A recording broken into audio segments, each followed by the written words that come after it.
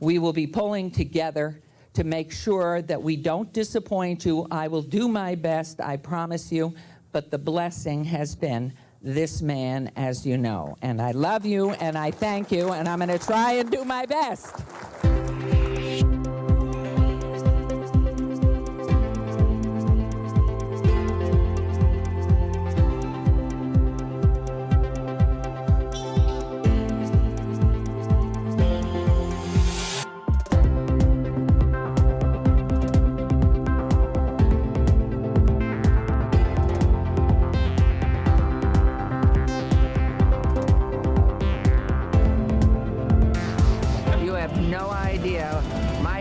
Is racing at about 5,000 miles an hour.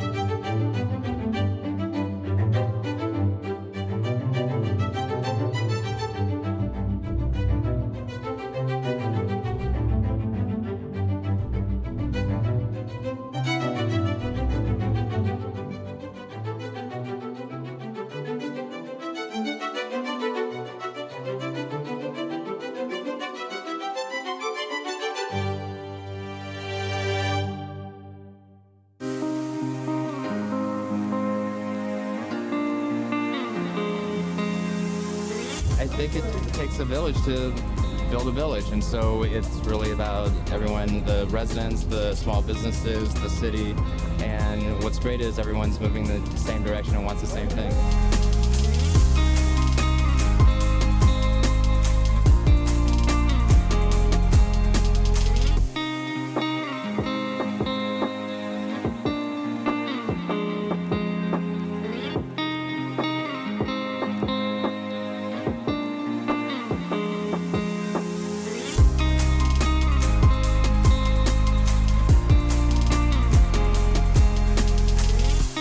May God bless you all, and may their souls rest in peace. What beautiful people we have lost.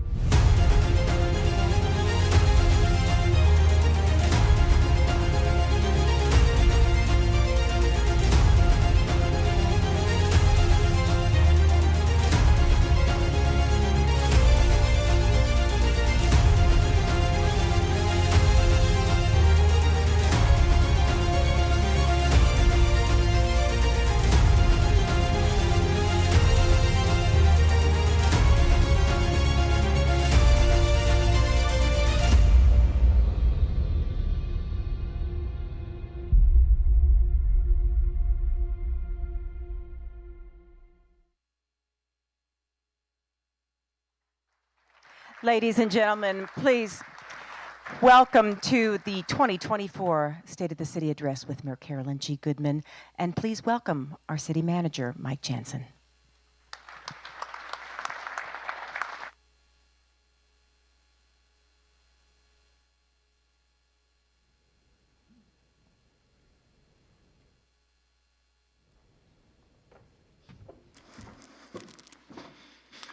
Well, good evening, everyone. Thank you so much for joining us tonight for the 2024 State of the City Address. You know, it's so good to have you all here tonight. This is a really special night, particularly for me. After 27 years working for the city, this is my first State of the City as city manager, and so very much appreciate this opportunity. Thank you. So whether you're with us in person tonight, watching live on KCLV TV, or viewing on the web or social media, we're sure glad you joined us. So like years past, we're excited to tell you about the ways that you can participate in tonight's State of the City Address. You can be part of the conversation by using the hashtag State of Vegas. So the ability to have all these tools to allow you to participate tonight is really only happens with the support of our great City Council. So at this time, it's my great pleasure to introduce the members of the Las Vegas City Council. First, representing Ward 1, our Mayor Pro Tem, Brian Knudsen.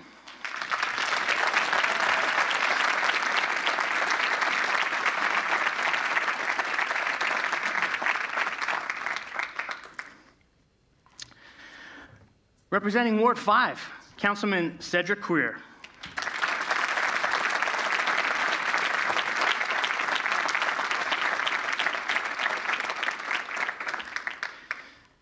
Representing Ward 2, Councilwoman Victoria Seaman.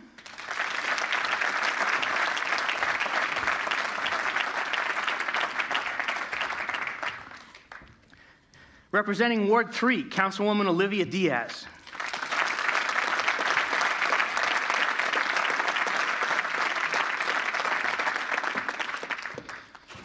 And representing Ward 4, Councilwoman Frances Allen Polensky.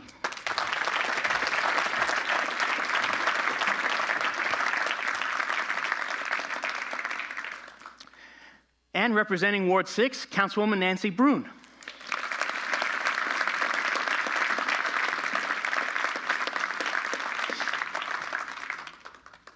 And folks, of course, the person who barely needs an introduction of any kind because of her 500,000 views on TikTok. Take a look at this video for a moment. I'm the mayor of Las Vegas. My business card's a chip, but my husband had 3. I'm the mayor of Las Vegas, and of course I have a welcome to Las Vegas sign. I'm the mayor of Las Vegas, and of course I can turn on all the lights on the strip. I'm the mayor of Las Vegas, and my husband was mayor for 12 years before me, but of course I have a statue of him in my office. I'm the mayor of Las Vegas, and of course I'm going to talk about widening the I-15 when the New Year's Eve traffic comes on in. I'm the mayor of Las Vegas, and of course I love all of our sports teams. I'm the mayor of Las Vegas, but I still make dinner every night for the former mayor, my husband. I'm the mayor of Las Vegas, and of course I only give the bejeweled key out to the most deserving.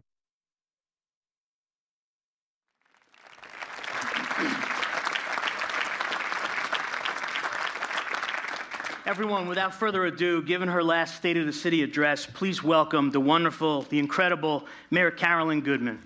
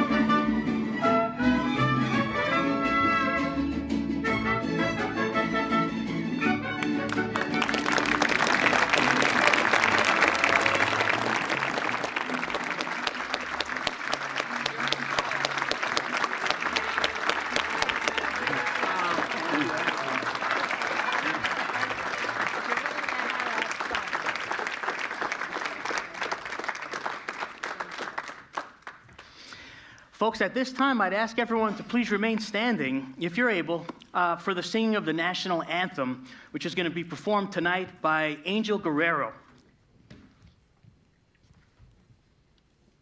Oh, say, can you see by the dawn's early light what so proudly we hailed at the twilight's last gleaming, whose broad stripes and bright stars through the perilous fight o'er the ramparts we watch were so gallantly streaming, and the rockets' riot glare, the bombs bursting in air, gave proof through the night that our flag was still there.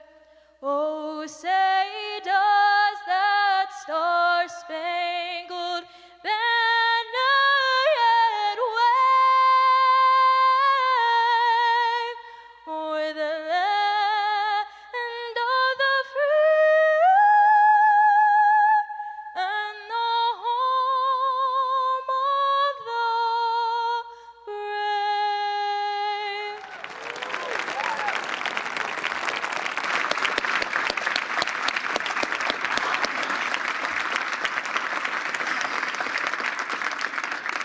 Wow. Thank you so much, Angel. That was incredible. So well done. Folks, please be seated. We'd also like to take a moment to thank Las Vegas High School's mariachi for that wonderful intro for Mayor Goodman.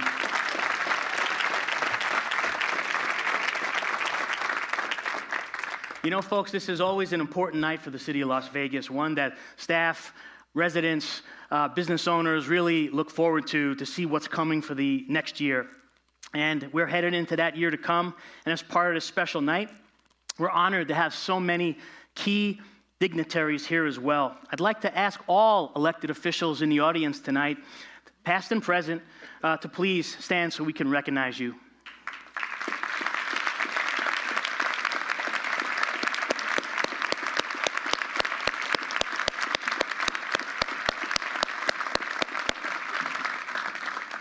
Thank you all for your service.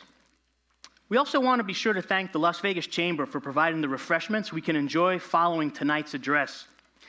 And now, folks, it's time to hear from our mayor. Ladies and gentlemen, giving her 13th and final State of the City, it is my great pleasure, my great honor to welcome to the microphone the mayor of the city of Las Vegas, Ms. Carolyn Goodman. And I don't see my buck. Oh, my. Thank you all. Thank you. Please sit. Please, you're in for a long haul. And I know there have been over and unders placed. Every year I do it because the first one was the worst. I see so many of you at least have not brought popcorn and pillows. But this wonderful Mayor Pro Tem of mine, while he was an employee at the city, he took the hint and he said, it is 1 hour. So any of you who want to get up now and take another decision if you want to stay, this is a good time to go. This is an unbelievable time for me, and it's actually for everybody that's ever worked here at City Hall, and I look out and I see all of so many people who've made everything happen here, former council persons too, and just so many who've worked in so many divisions. So tonight, you're going to have to bear with me and take a little license, because not only do we have a wonderful longtime employee and our new city manager, but this is a great time. We have wonderful new faces, and we have some not older, but this is an old face, but wonderful longer serving members of our council, all of whom are so devoted to everything that they do and are so caring about what they do in their different wards. So, oh, somebody has left cough drops, candies, and you're lucky you don't have Oscar making his stay to the city, because there'd be 2 showgirls and the Bombay Sapphires. So here we are, and good evening, and first of all, Happy New Year to all of you. I think I said to Oscar last night, I think we're sort of in the center of a storm, that quiet center, and there's so much going around the world right now that is really so challenging for all of us here. But fortunately for us, this is a unique community, and it's one that's been made different because all of us are so different, and we are probably one of the most diverse communities in the entire world, certainly in the United States. And it's because we share so much. And I look out and I keep seeing more and more faces that I've known these years. And you've all been so much a part of everything we've come to be and everything we love together about being from Las Vegas. So while preparing for tonight, as you can see, I'm of older tooth, longer tooth. You won't see the monitors. I have to have it that I can touch it and count on it at my speed. So it's only, well, I haven't started yet. So we'll see. But anyway, pardon me on not have one of those clear ways that you can think I'm brilliant and have memorized it all. I have not. But this comes from the heart. And while preparing for tonight, I realized not only does it represent my final state of the city, but equally significant for me, it means my husband and I, of course, have been mayors for a long, long, long time. 25 years. And it's so hard for us to think of that as a quarter of a century. And I look at so many, I see some of you who are a little longer of tooth. But for those who are younger, that seems like eons away. Trust me, it goes so quickly. But even more significant, Oscar and I have lived here in Las Vegas for 60 years, and it has been a time warp, and it's been an impossibility. So if I digress from the norm, we will get to the specifics of this wonderful community. But as 2 somewhat crazy newlyweds from the East Coast, not unusually, we had a dream of building a life of our own, leaving our very close-knit families behind, striking out, as you saw in the movie, to go west. And to Las Vegas, of all places. Everyone thought we were nuts back east. They said it over and over and over again. In fact, for several years, none admitted we had gone to Las Vegas, Nevada. It was Las Vegas, New Mexico. And out we drove with $87 remaining in our combined wealth. We drove through Boulder City in August and into Henderson, and we stopped at Railroad Pass to look ahead. And for those of you who weren't here then, the film you just saw had a piece that was alive, trust me. What we saw was nothing. Sweeping nothing desert. On the left, a line of spread out low buildings, and that, of course, was the Strip. And far straight ahead, a cluster of small buildings, our wonderful Fremont Street. That little cluster, of course, at that time was the epicenter of southern Nevada. And from left to right, that was our town and our new home. My parents don't marry him. Of course, at that point, I thought they were right. Fun and excitement, of course, but warts and all, too. Alleged, and it will always be alleged, organized crime, whatever that meant, out of deference to Oscar. Sadly, segregation, and only about 100,000 people were living here in 1964.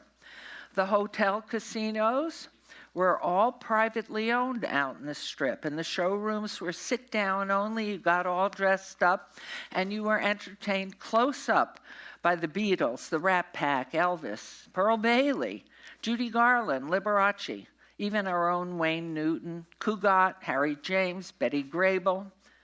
The great show extravaganzas, we saw the Lido, the Follies, the Casino de Paris, and the lounges. They were phenomenal. For 50 cents a drink, it was a bargain for anything, but you always got to see the best of entertainers, Sarah Vaughan, Louis Prima, and of course the great comedian and friend to us all, Shecky Greene, who sadly we lost this past month. Competition was keen to bring in the gambler, and it was all about the customer. It was about us, the customer. It was intimate. They knew you, and they worked hard to keep you coming back. Well, today in downtown, that is what remains of what we were. Privately owned hotel casinos, intimate and trying to keep you coming back to relive and remind us all what Las Vegas is all about.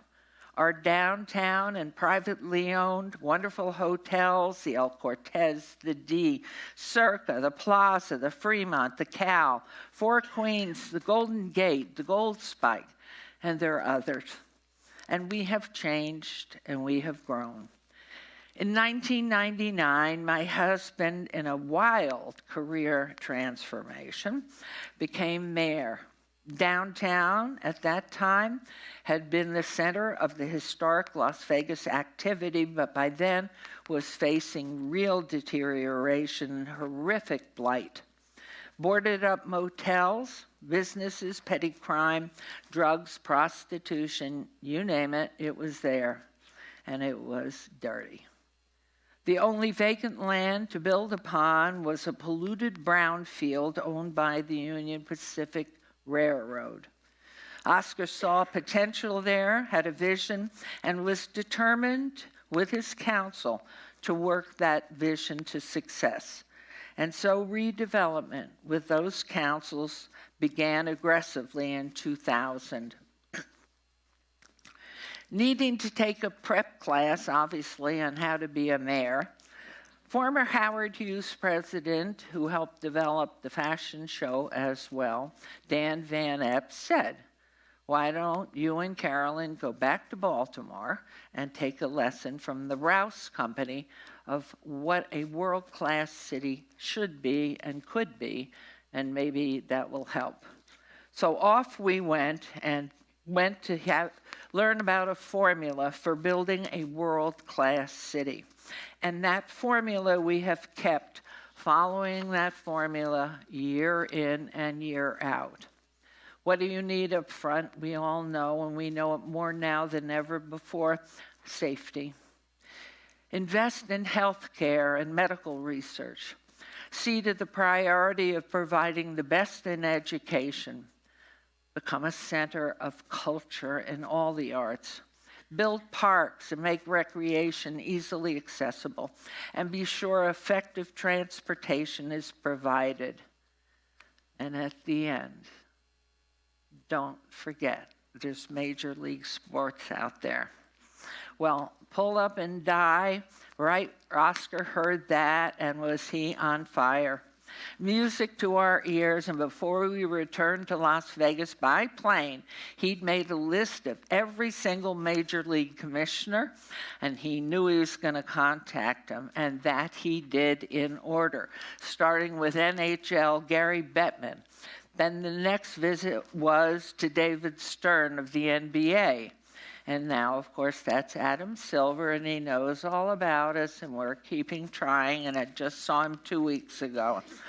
Major League Baseball, Bud Selig, and forget what he said. NFL, Paul Tagliabue, and of course now Roger Goodell. And take on that list again and again he did. None liked that we were a gambling state or a gambling city, and they wouldn't even take, as you know, our TV ads every time he would try during Super Bowl. It was no to Las Vegas and no to Nevada. But times have changed, laws have changed, cities and states need money. And guess what went on? Gaming. So what was but a dream 25 years ago, now we enjoy the realities of today. We, Las Vegas, are an epicenter and arena for Major League sports. And as you recall, our first toe in the water was with baseball farm clubs at Cashman, the Stars, the 51s. And then we dipped into the succession of NBA Summer League. And first pro team, of course, Bill Foley and our wonderful Golden Knights. And in just 6 years, of course, the Stanley Cup. And if you still wonder, and I assure you it's not going to be if an NBA franchise will be here. It's just a question of when. No wonder the city relaunched its Down for Anything, Mr. Riggleman, downtown campaign that you just saw. The energy, excitement, and eyes of the entire world are on Las Vegas and who we are. And now on to the more serious business of the state of the city. While coming here tonight, some of you, maybe if you can get around all the little cones and traffic problems we've been having, maybe you passed through what was once that brown field. I just mentioned, but now it's our jewel of the desert. It is our cultural center, and it's called Symphony Park, home of the Smith Center for Performing Arts, and what Myron Martin, and I think he said he was here. Are you here? There you are. It is your living room. It is our living room, or his again. It's home to the Nevada Ballet. Now let's talk culture. Las Vegas Philharmonic, with all the shows that we have, and nearby our Discovery Children's Museum. Down the street, the National Museum of Organized Crime and Law Enforcement, our Mob Museum, the Neon Boneyard Museum, and our Natural History Museum. We have really given birth to the seeds of what they told us, culture. And also, to add to this, the city has just announced an ENA, or exclusive negotiating agreement, with civic leader and art collector Elaine Wynn to develop a missing piece in our cultural corridor, which she and her team are working on to bring us finally a museum, the Las Vegas Museum of Art. And weren't you awed? Where are you here? It is wonderful. And I'm sure you were awed by all the cranes in construction. Right there on Grand Central Parkway, excavation has begun on the new dual-brand AC Marriott Element by Westin Hotel, which sits opposite the Expo Convention Center of the World Market. That World Market is again having its Las Vegas Winter Wholesale Furniture Design and Accessory Market, and that's in just 2 weeks. And rising to new heights just north of what's going to be that Westin Marriott Hotel, the 22-story apartment tower that you see by Southern Land out of Nashville, which will open already has opened and is almost full, the 324 luxury apartments of the Auric, and a block away and further north at the north end of Symphony Park, recently approved by council, is Cello, of origin at Symphony Park, a 32-story residential tower with condominium units in a 6-acre retail, office, and urban living environment. This is a Red Ridge development, and it's their second building on Symphony Park, the first one being the Park Haven, which has been an incredible success for those who want to live and work downtown. East of the world-renowned Frank Gehry Design Clinic, Cleveland Clinic, Lou Ruvo Institute for Brain Health on Bonneville, A much-needed expansion to that center and clinic has been recently announced. A multi-story medical and medical research facility can soon help the giant wait list of patients who are hopeful this moves along quickly. And right across the street from here is our wonderful new Civic Plaza. This $165 million complex will soon allow us to bring over our 2,300 scattered employees into the building and space for new retail and restaurants, designed for events, concerts, and gatherings, and set off by selected public artwork. Now, if you'll join me in taking an imaginary trip from the north end of the Strip at Sahara and Las Vegas Boulevard, what has already been shown in the media is in design phasing a $40 million roundabout elevated pedestrian bridge. This must-do walkabout is being built, obviously, to open up that heavily congested logjam right there at that joint part. And moving north, straight ahead, are the much photographed and popular new Welcome to Downtown Las Vegas Arches, just steps away from the 50-foot giant showgirl gateway attraction. This was his work. Right there, Golden Gaming Strat has been undergoing a multi-year, multi-million-dollar improvement investment, with part of that investment getting ready to open to the public this first quarter is the phenomenal Atomic Golf attraction. And we are all just waiting to see that happen. And keeping going, either walking straight ahead down Main Street into the festooned lit, again, famed 18B Arts District, home to our First Friday celebrations and all of its offerings, or you can stay on the boulevard in your mind and go north.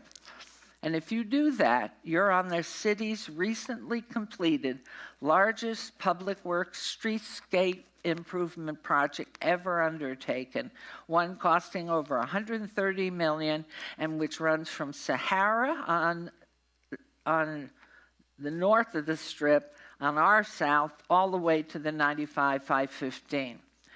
We're going and we're right in, keep on going into the historic core of our city, the center of all government entities. That federal buildings, state building, county buildings, city government buildings, all the courthouses, the Supreme Court, the District Court, the Justice Court, and the brand new Muni Court facilities, the jails, the FBI, the DEA, and even facilities in which our wonderful IRS is housed. And not far around the corner, of course, is our Metro headquarters. So getting around town, how can you do this easily? Tourists, government personnel, attorneys, clients, wedding seekers, small businesses, employees, residents, that's easy. And finally, something for free, as we used to do in the old days. Our loop, the downtown free Las Vegas loop. And it's a shuttle with so many locations. You can get to the hotels, you can come in here to Symphony Park, you can just go around the city, and the first stop is right inside the Strat. And in fact, if you live in Soho, Newport Lofts, Jewel, Fremont 9, Share, Oric, Park Haven, any one of our apartment complexes and housing complexes, save gas, save charging your battery until you need it later on, and ride the free loop, ride a bike or walk, and live and enjoy life right here. Now, we know we have had to keep up in technology, and that's been an undertaking, a passion of former councils and this council from the very beginning, because technology, as we all know, is interactive in every aspect of your life. And for those of us who thought it was stupid, you sleep with your phone, forget with your spouse or significant other. And that has significantly changed these 25 5 years. We have been explosive in developing in the use for our city, and we added into the heart of downtown a few years back our first international innovation center. That has been so successful, we opened a second one and more in the planning because they fill up so quickly. These are trying to keep pace with the demands of those interested in that competitive and great world of technology. Security is beyond challenged, as we all know, and is paramount to address. And with every aspect of Las Vegas and world life being affected in some way by technology, the city has been proactive and will embrace the industry with greater rigor going forward. We continue to provide incubator space, connectivity, outreach to seasoned and to new techies, not only to those who are local or national, but even to those from the international market. With Consumer Electronics Show having come here for the past 30 years, and it's here right now because you can't go anywhere down near the convention center, coming to downtown from CES and having active involvement with us here from the international world, from Korea, India, Australia, Japan, Israel, Poland, UK, just to mention a few of the countries that are working with our techies and those who come in from around our western states or around the country. Our efforts will continue to provide incentives to support the industry, and the city looks to be even more supportive going forward. And moving into the center of our city, as we know, the entire country has issues, and I know you when I'm looking at you, you all know of our unhoused population. We chose not to be a sanctuary city. We have sanctuary cities nearby, but yet because of the seasonable climate and the anonymity of the numbers of people who come into town and visit and enjoy Las Vegas and our tourism, we have a growing families and individuals who are homeless. And we know this is something that you cannot say somebody else's backyard anymore. You cannot say they should go somewhere else. And so we have been listening to the calls, your calls from some of you, from individuals in residencies, to do something about our unhoused population. During Oscar's tenure in the old City Hall, he used to open up City Council to invite those who were living in the tunnels and around town. Please come in. Our nonprofit partners were there. There'll be no arrests. And only the very few came. And so in 2011, one of the first things that I did was call upon our city manager and staff and say, are we turning the other cheek? Or are we going to do something? And the support that we have had from our entire team here and the remarkable not-for-profits. We have had groups go off and look at best practices around this country. And as you well know, nobody has solved it yet. And it continues to grow because seniors, there's so many caught in the population that you wonder, as you think of the spectrum of who is in this unhoused population. You cannot just deal with a blob of people and assume their needs are all the same. Each one of us, each one of you, each one of us is as different as the person we're sitting next to. And so in doing that, looking at the spectrum, we know we have our veterans. And thank you, Arnie Stock, for starting our Share Village program. It made a huge impact. We have our seniors, so many on fixed income. And as inflation has really hit them, and our own water bills, our electric and gas bills, on a fixed income, how do you handle that increase? And where is that the responsibility of a city to take care of all the public needs? Tell me, where is that money going to come from? We get a lot of calls all the time about, and forget it, when we shut down those that didn't get funds. What could we do? Thank you to Legal Aid and for everyone who's doing pro bono work to trying to get the unhoused or the worker their back pay so they could go on. We have in our group, beyond the veterans, the seniors, we have the severely mentally ill. And those were people when I was a little girl growing up. I'm not saying they were any good, but sanitariums. We have no place for the severely mentally ill. And the hospitals hold them for, unfortunately, the jails. And they are part of the population. We have those individuals who are recycled through our criminal courts. They're out there. They're grab and snatching in LA.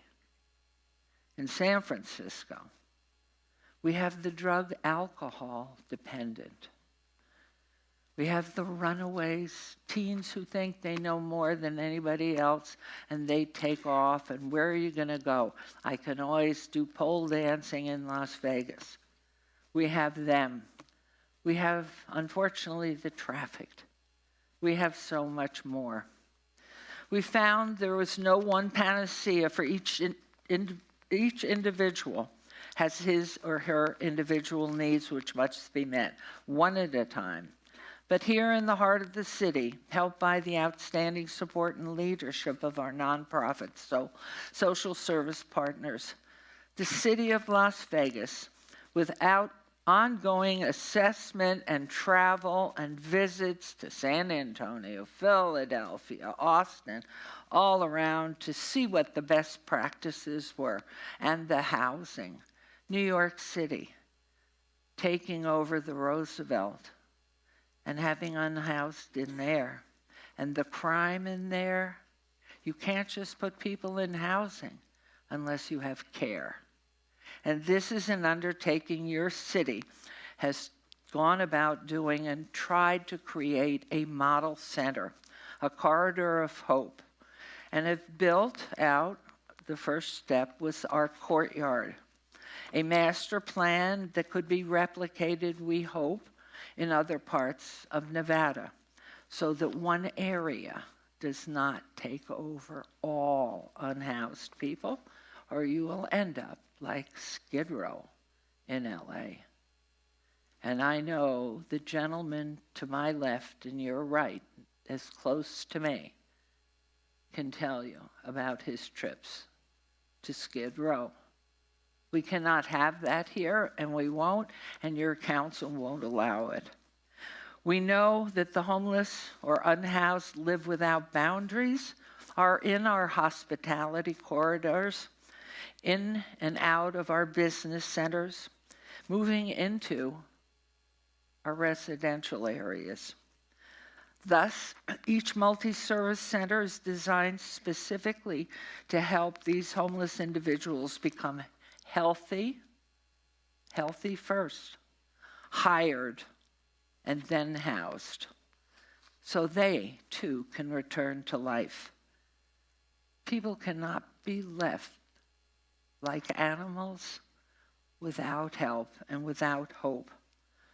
The entire country is experiencing this challenge, and no one area can or should be responsible for the totality here in Southern Nevada.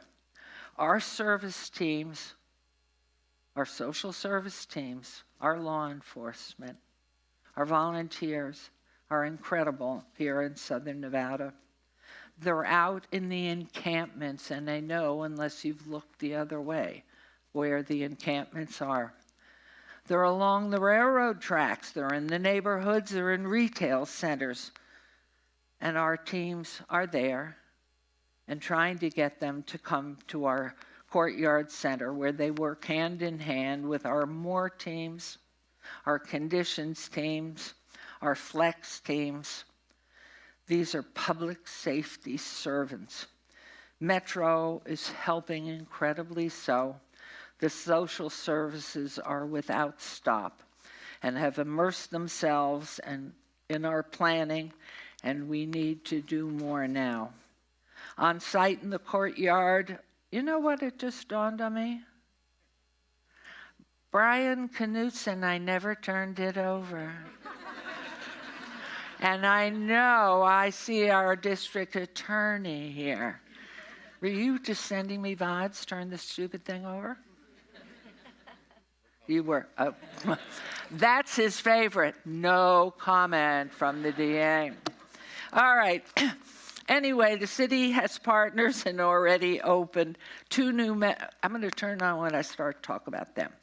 2 new medical clinics to help provide more medical and healthcare services overall. The city knows the need is growing and more clinics must be prepared and planned for beyond those currently operational in the Corridor of Hope. It will take all of us, and we're committed to it. And so now, of course, that takes me into the number one. It is what is number one. Number one is always number one, and that's the priority, and that is public safety.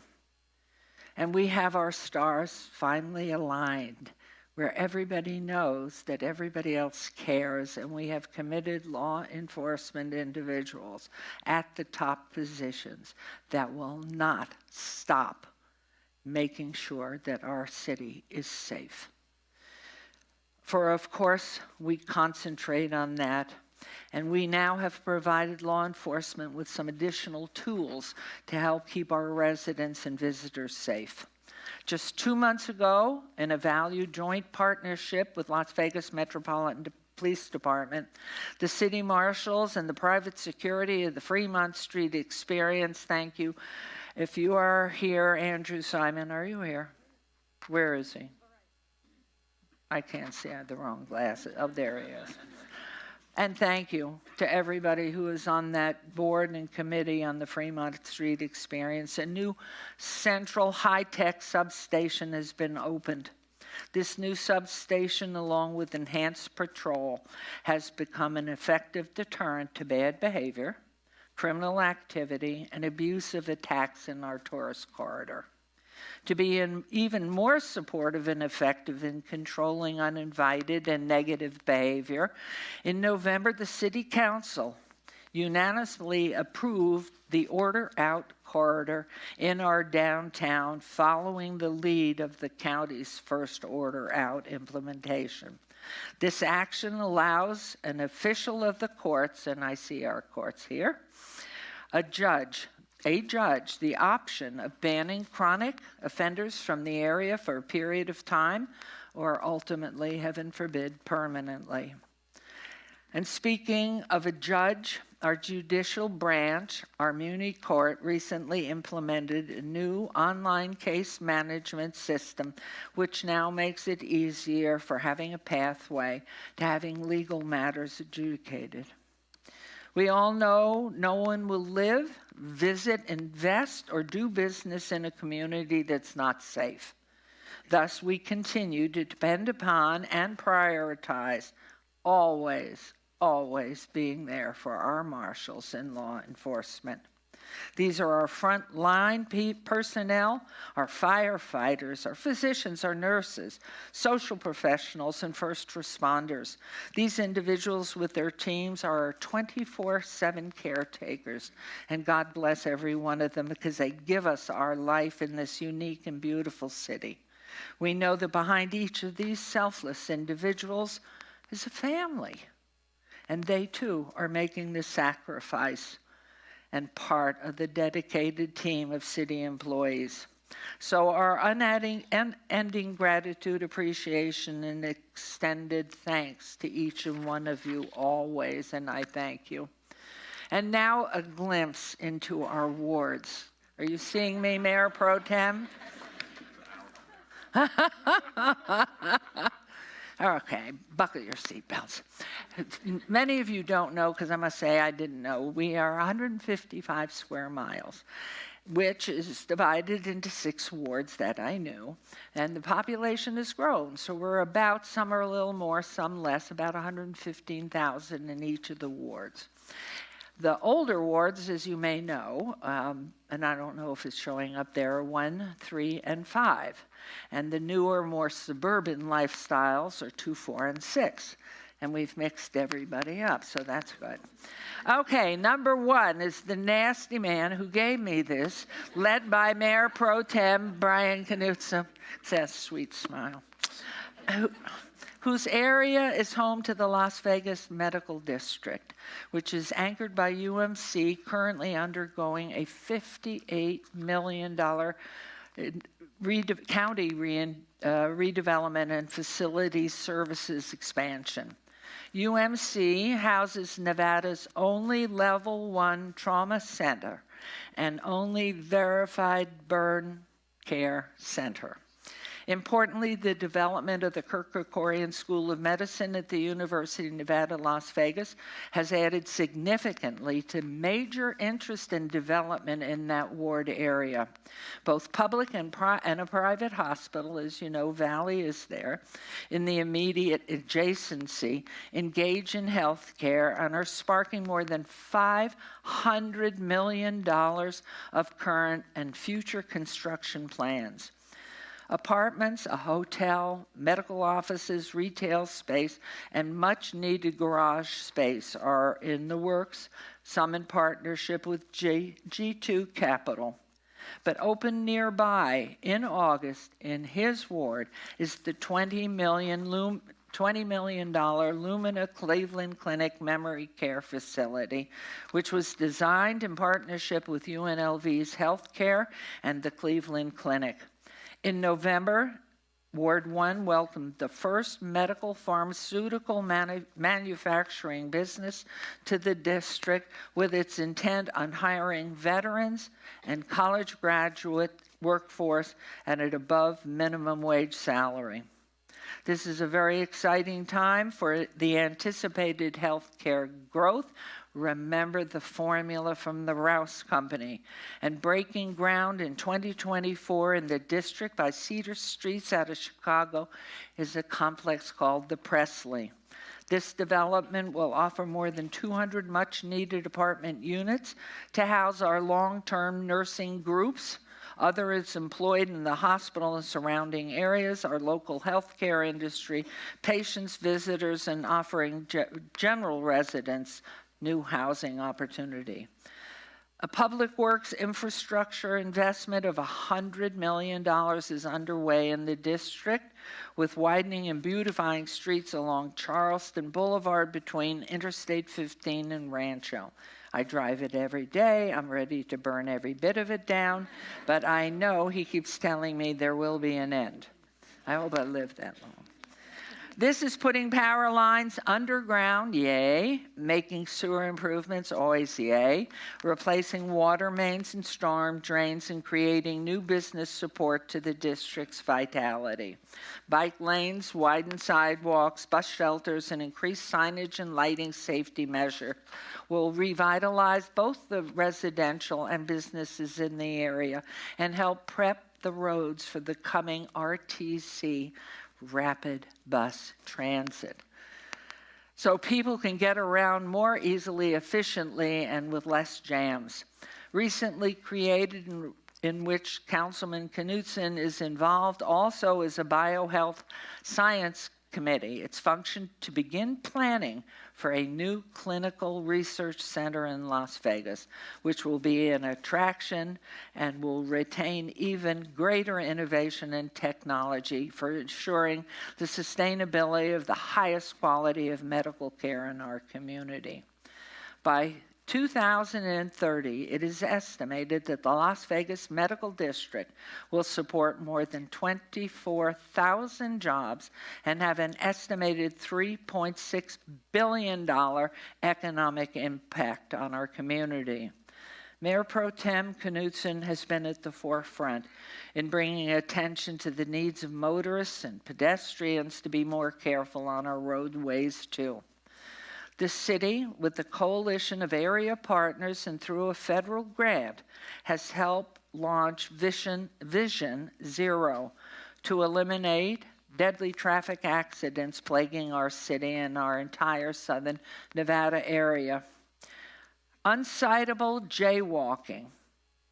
We no longer are citing jaywalkers, and therefore the deadly impact on the increasing numbers of accidents and deaths to people who choose to run across roads on a whim, no matter where you're driving, at all hours of the day and night, and in dark clothing, and without warning to any vehicle. This, I hope, will be undertaken by this Vision Zero. It needs to be reviewed quickly and comprehensively because the Vision Zero must achieve its goal. So I thank you so much. With the ever-increasing population in Las Vegas, there's obviously growing demand for more housing. And in Ward 1, he is doing and they are doing their part to meet the need. Among others, and just opened over 334 units at the Apex at Meadows Lane in Decatur. And as you go out and back and forth down 95, I'm sure you see that wonderful complex. Councilman is an area, of course, that stretches well beyond the medical district. And he's just out there creating and improving our recreation and park areas and is concentrating on Cragen Park right now. And in Ward 2, our lovely and former councilwoman, Victoria Seaman, leads Ward 2.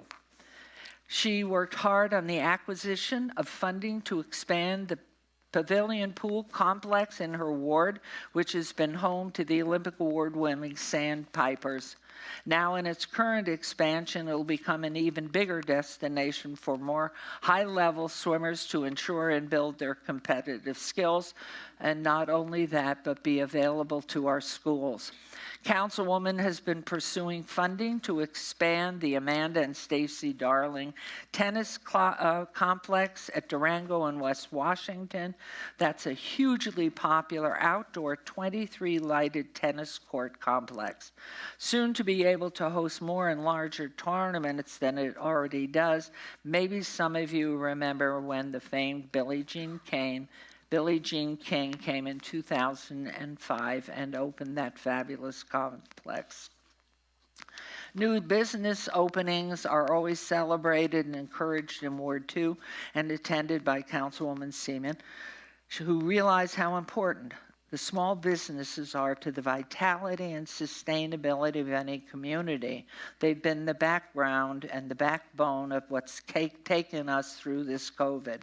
Many of the city's top shopping corridors, including Tivoli Village, remain a huge draw for our locals and tourists alike, and new centers are on the horizon and being planned for expanding Summerlin West in her ward. In Ward 2, also, the new Queensridge Medical Center at Wallapai and Alta just opened in part as a memory care facility and is dedicated to future and varied medical and healthcare services. Councilwoman knows that an addition to that complex already is in the works. And as you all know, she is an avid animal lover, and she has worked relentlessly to bring leaders from the animal welfare community together to help provide funding for animal neutering, spaying, and adoption, but she has worked tirelessly to encourage the joint effort of the county, North Las Vegas High Mayor, and the city to assure highest quality services in animal care control facilities, and she continues to work with multiple agencies and organizations to support and ensure the safety of all pets in our community pet population. Councilwoman Seaman also has helped lead the way for the city to adopt a new ordinance designed to stem the tide of illegal fireworks that continues to be launched in our neighborhoods and all residential areas. And that is in combination, too, with the County Commission, who have been trying to stem that growth every single year for the past decade. This has been an ongoing problem, and she stays with it. And as you know, Ward 2 is home to many trailheads, parks, and beautiful outdoor spaces, and those in Ward 2 are beyond popular, with fewer busier than our Bruce Trent Park. Home to the Las Vegas Farmers Markets, little wonder Councilwoman has been working on plans for another new regional park. It's one to be built in the coming years west of I-215 near Charleston for those who live and work in the ever-expanding western acreage in Summerlin. In Ward 3, native-born elementary school teacher, former assemblywoman, mother of the cutest little boy I ever saw. Councilwoman Olivia Diaz is our first Latina to serve on council. And as we have seen an enlarging demographic change, the map for her district responsibilities has gotten much larger. One of her major efforts is working on plans for the redevelopment of the former Desert Pines Golf Course in East Las Vegas.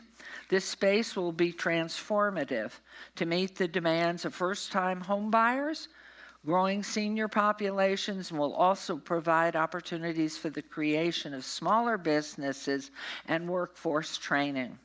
She not only represents the historic East Las Vegas community and its community center, but has also gained responsibility for a few of the city's most popular and tourist-centric destinations, including that of 18B, our wonderful arts district. Talk about transformative over these 2 decades. The Arts District, or 18B, has become home to many and varied small business, among which are ethnic dining places, intimate dining spots, bakeries, antique shops, galleries, specialty breakfast places, dining bars, and more popular, the new Brewery Row.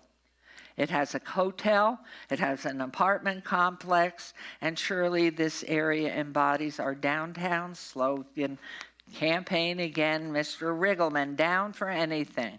And First Friday celebrates being down for anything. As this popular area continues to expand, we see the ever-increasing need for parking, as we do everywhere.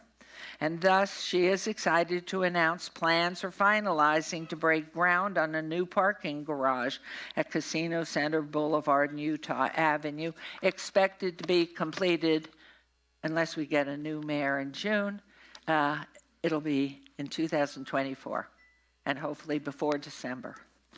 And just west of the I-15 is Area 15, which anchors another entertainment district, a multifaceted, immersive arts and district, which has been a huge hit with our visitors and residents.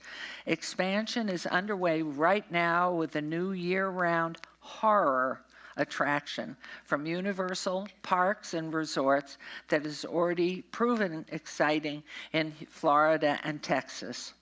Fisher Brothers, Area 15 Developing, have shared plans for mixed-use residential developments in the same neighborhood between Sahara and Desert Inn, with more than 1,300 residential units that will be offered with a new hotel coupled with shopping and retail district. And also, Ward 3 is the home to the city's first elementary charter school. Strong Start Academy Elementary School at the Tony Shea Education Campus is an outgrowth of the city's early on Strong Start pre-K programs, which we have offered at various sites and through mobile units in the downtown. This elementary school is a true first and teaches on a bilingual educational basis. The school has already shown impressive data gains for children in only its second year of operation in K1 and 2. And being an elementary school teacher, this is of the greatest pride to Councilwoman Diaz. And much like the creation of the 100 Plan, which you'll hear about in a minute, that initiated nationwide with federal support in 2016 in challenged neighborhoods, and which has been put into action in Ward 5 with Councilman Creer. Councilwoman Diaz is working with her entire community on an East Las Vegas plan. Already one of the major pieces of this plan is the recipient of a $23 million federal grant, which will now afford the renovation of Stewart Avenue from 6th to Nellis Boulevard. And this Complete Streets project will add new sidewalks, bike lanes, trees, and showcase selected public art. A real neighborhood changer. And in Ward 4, how do we not recognize this bowl of energy, our former Assemblywoman, Councilwoman Frances Polensky? She hit ground here and she was off. You almost couldn't keep up with everything she was doing. She's been hosting a variety of events at the Durango Hills YMCA and also at our treasured Police Memorial Park. Sadly, 2 more names will be added this year to Police Memorial Park as we remember Trooper Alberto Felix and Sergeant Michael Abate, the 2 NHP troopers killed so tragically in the line of duty. As a strong voice for us all, Councilwoman continues her advocacy for the ever-improved public safety and for unveiling support for improving mental health initiatives. They are so needed and need to be more readily available to our first responders. Their day-to-day responsibilities in the line of duty are so far way too intolerable, and individual support must be given to them. Ward 4 has also become home to so many new residents and new businesses in the very successful communities of Providence and Desert Shores. Now another new community and development is in planning for the La Madre Hills Foothills neighborhood. How and where parks, transportation, school opportunities might be located are the subject of public outreach meetings that the Councilwoman has been having to assure that the results will be enriched and well planned. Public involvement is what she depends on and what she encourages, because she knows it only is with public involvement in the grassroots that success is gained. Part of creating excellent development is by providing ease of access to it. Last month, the Councilwoman was joined by Councilwoman from Ward 6, Nancy Bruni, to celebrate the completion of the much-awaited NDOT Centennial Bowl project. In the works for more than a decade, this integrating flyover and travel complex is the happiest moment for anybody who works, or goes anywhere near the Northwest. Ward 4 is another section of the city with beautiful parks and outdoor amenities for recreation and exercise. And not to be forgotten, for this new region, pickleball center will be Wayne Bunker Park. And I have to remind you all that our current Lieutenant Governor, Stavros Anthony, gave us all at that time a request to build pickleball courts. And when I took him to the Las Vegas Events Committee and said, help, the question was, what is pickleball? And today, as we all know, if we can still stand upright and walk, to say nothing of being a great tennis player here, pickleball is an answer to us all. So you are an advocate and you're going to do that. And anybody who wants to, do you play? Yes. Oh. Okay, she's a champion, so watch for that, and I can assure you it will be great. But Stavros, wherever you, Lieutenant Governor, thank you very much. And what is additionally exciting for Ward 4 is that it's planned for the future site of a campus of the College of Southern Nevada, the Northwest Campus. And while the site was planned for Ward 6, and I do recall dear Councilman Steve Ross, this redistricting has moved it. So Councilwoman Bruni, Councilwoman Polensky, this is a joint venture in gaining SNPLA funding for its development, and we thank you so much. In Ward 5, oh, look at this. Look, Councilman, look how much I have left.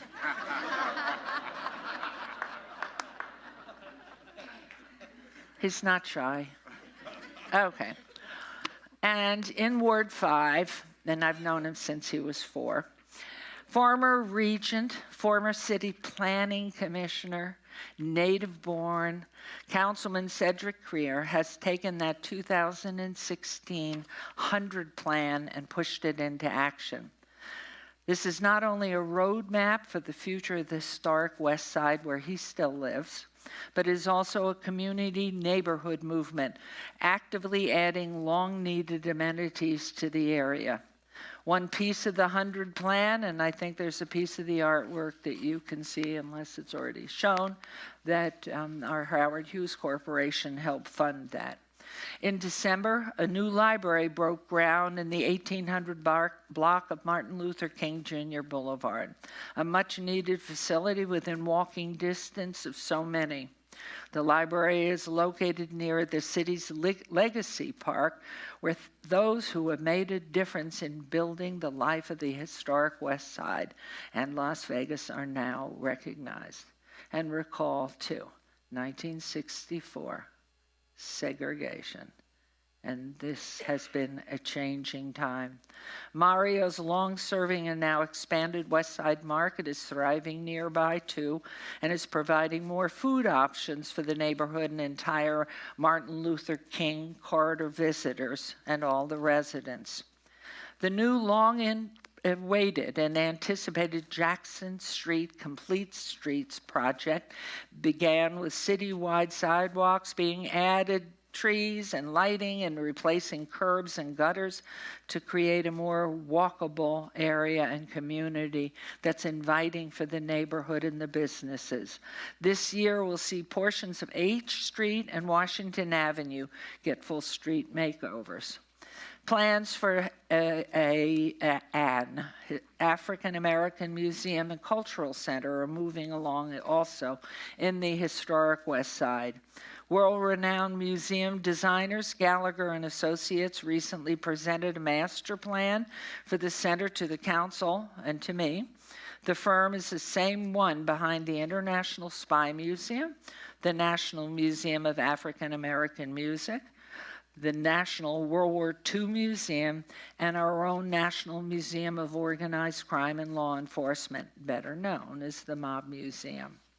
Another cultural institution that calls Ward 5 home is the historic West Side School, which recently celebrated 100 years and is the oldest building that was used as a school in Las Vegas. That campus is now moving into the future with plans to break ground on a new 10,000 square foot workforce education and training center. The new center will focus on training for entry-level skills as well as for positions in advanced manufacturing, construction trades, information technologies, and for positions in the healthcare specialties. A welcome addition to Ward 5 is the new Ernest and Betty Becker Tech Center, a space in which children have the opportunity to learn about technology and get a possible peek into their future interests. When we refer to the new developments in Symphony Park, it's with the assurance that the city will continue to support public amenities to all those developments. These are in Ward 5. Addressing this growing need this spring, we will complete an expansion of City Parkway Garage, located at 350 City Parkway, and is currently adding 3 new floors of parking, 480 new parking spaces, and is constructing a vehicular bridge connecting it to the 500 South Main one that some of you may have parked in. And as Councilman Creer is an animal lover, I'm not sure he doesn't, there's nothing you don't love. And we still have time here. He's been instrumental in recently passing something that will help unite families with their dogs and cats. The ordinance requires microchipping, and we're hopeful that that will help lower the number of animals that end up in our shelters or are separated from their owners. And in Ward 6, our lovely, wonderful, brilliant former founding executive director of the Kenny Gwynn Policy Center, a research professor at the DRI Desert Research Institute, senior fellow at the Children's Advocacy Alliance.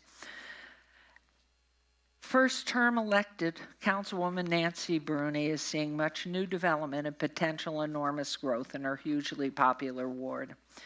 Opened recently over 300 new businesses in the area, and she is working to ensure that growth continues for smart and well-planned developments. The Kyle Canyon Plan launched in late 2023, and that under her leadership will help provide a guide as to how that area develops over the coming years in the northwest part of the city. It includes transition points where urban and rural landscapes come together, affording bastions of ranchettes and Western-style living still, as well as the more communal developments for our residents. The new area will include the forthcoming Sunstone community and a new regional park and ride transit facility, and a high school. The large and successful Gary Goet Sky Canyon community is also part of the area. And to keep the whole area safe, just a few months back, Fire Station 46 opened in the neighborhood. Located off North Grand Canyon Drive, the station is a full contingent of firefighters and paramedics to serve the expanding needs of this incredibly popular area. And now in 2024, Councilwoman Bruni will be working with the Las Vegas Metropolitan Police Department in the design phase, getting underway for the new police substation to be located near Grand Canyon and Sky Canyon. Oh, it's just incredible. And don't forget, and I'm sorry, I'm just sorry, folks, it's just too much happening here. And I can assure you, don't forget, Councilwoman Bruni continues to be stewards of one of the city's most historic and beloved outdoor spaces. That is our national park, our Tule Springs Fossil Beds National Park, that recently, I don't know if they did it on our cell phones or whatever, we get the old newspaper. And there was information all about UNLV's excitement and involvement out at her park. And so I want to thank you, every one of you, and I think you made it through, for your dedication or responsive work this past year. We all know that other councils elected before us paved the way in planning and building our parks, creating neighborhoods, and they learned and worked hard to serve this city so effectively before us, and we gratefully sit on their shoulders. And we are now at a time of change and have already seen a silver tsunami sweep through our city management. Many of our professional administrative staff have retired this past year, some having served the full 25 years, some more even, and some less. But they were a team that answered the needs of the city and the needs of the public and addressed with results the hopes and requests of past electives and us today as we continue to serve our constituencies. Now comes a new administration led by our terrific new city manager, Mike Jansen, our former chief of infrastructure and public works. He and his team come from a deep and strong bench of professionals who bring new ideas, new ways of thinking, new energy, new leadership in the city. And I'm confident that their passion, integrity, and focus for this very positive change and growth will be strong and wise and take our city into a wonderful new world-class future. He's a good tennis player. Anybody who wants it? I can't remember his phone number, but I also have another member of our staff, outstanding golfer. And I see him looking at me. So, but anyway, I know you're going to be great. Many of his team have risen through the ranks and have years of experience. And Mike and they are talented, experienced, career-educated, energized, and ready. And you can be assured they will continue to work beyond effectively for the betterment of all of Las Vegas. And so, state of the city, once again, I'm grateful. And as I conclude, look at that. Of course, I did cheat. You know that. They all know that I would cheat. That's what. So, and I will pass it on to the next mayor if you'll allow me that gift. Yes, okay. So, as I conclude this evening, I want to thank you all and thank everyone in our community for their continued passion and commitment to our city. Oscar and I have been so honored to have served as mayors, and believe me, we have loved it. He did not want to give it up, as you know, and he fought like a tiger. But lucky me, he only did 12, and the legislature saw the wisdom that this was the year of the woman. 13, 12.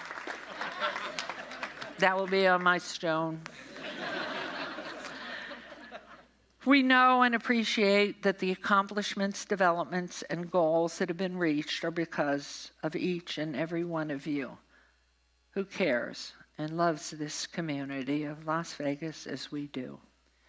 You have helped and worked to make our city of Las Vegas become beyond a special place, a city being better and reaching higher all the time.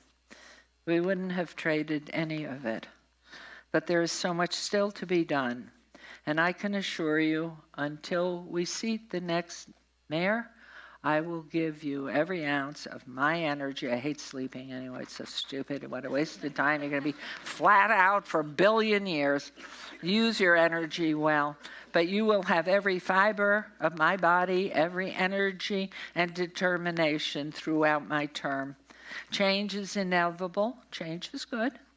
It is certain, but it is good. So stay with it and make it work. And please, everybody, make it your own. Make the change happen, but be part of it. And I'd be very remiss if I didn't shout out a very special, there's so many to thank. And so some of you have seen your photos there, and I'll fire anybody who didn't put your face up. If you wanted it up, we'll have a special meeting for your face. But I would tell you, you're all wonderful. But I'd be really remiss if I didn't shout out a very special thank you to 2 planning commissioners who are appointed but have worked so tirelessly all these years, sometimes to 2, 3 in the morning when the message is so annoying, and yet you have to stay there and listen to meeting after meeting, and they come in after we leave. And so a special thanks to you, Sam Cherry and Trinity Schlotman. You've worked the most intolerable to help us build. I mean, absolutely. There have been so many on our planning commissions that have worked diligently alongside them. But because they came in, and Trinity, I see you back there, he rode from one elected to another, but always so calm and always so involved and caring. You feel their love for our communities. So they never missed out on providing us at the council level with clear and good and helpful analysis. You've served the council and this city beyond a calling, and I thank you very much. And thank you to my loyal and wonderful and talented staff with whom I couldn't function. Laura Kalkman, Kimberly, where are you? Where are you? There you are. There they are. But believe me, I don't do anything. They do it. All of it, they answer. They get all the grouchy calls. They get everything. The people that will cuss out and say, why did you do this? And how can you be so stupid as to have done this? But without Laura Kaltman, Kimberly Reed, and Steph Orochi, and of course, always I go back to Zach Bucher, who's worked originally in my office and for my husband before me, and just has been the best. And Cheryl, wherever you are, who lasted so long. And Oscar keeps quoting her all the time. These are the people that really, in every single one of these offices, it's our staff. It's our staff that keeps it all together. And most of all, of course, the deepest thing that I feel in life is love for my family. Nobody's had a better family, more wonderful children and grandchildren, spouses, and others. And Oscar and I have been so blessed, because without being in Nevada, we would not have this family. And of course, to my dear beloved husband, that my mother and father said, never, never. I can assure you, whatever you think he is, he is. He is a kick in the pants. It's been 62 years, and it's a miracle.